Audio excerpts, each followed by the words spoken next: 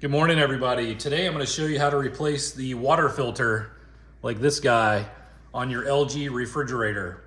So all the refrigerators will have a little panel here that tells you all the things that are going on with your refrigerator. Ours is flashing the change filter little display. So depending on how yours is measured, it might do that based on how much water has gone through the system. It might do a pressure sensor so you know that you're losing pressure, which means it's starting to get clogged, or it could just do it based on volume or time, any of those. So there's lots of different ways.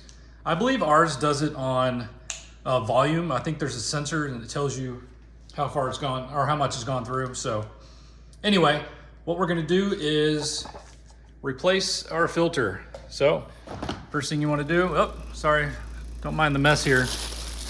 Our filter, and yours too, is probably up in that corner. So what we're gonna need to do is remove all the junk that's in the way because this thing folds down. So let me get all this stuff out of the way and then we'll move on.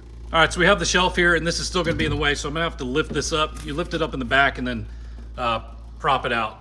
Okay, here we go. So some of the tutorials or the instruction manual tell you to turn off the water going to it, but I don't do that, so I don't think it's necessary. You just push this little button here. It says push on it, so you just push that. It's gonna fold down, and then there's a little arrow on there, and you just get it to come down and kind of pull it down. There we go. And this thing should be ready to pull out. There we go. And so now we're just gonna get our other filter, put it in there, and then I'll show you what to do after that. Okay, new filter comes with a little cap, so we're gonna pop that off. And then we're just going to push it up into the hole that it has and give it a little twist. Let's see. Not backwards, it might be backwards. There we go. There we go. All right, clicked in, so we're good. So it just clicks into place, and we're just gonna bring it back up. Not get it stuck there. There we go. Got that.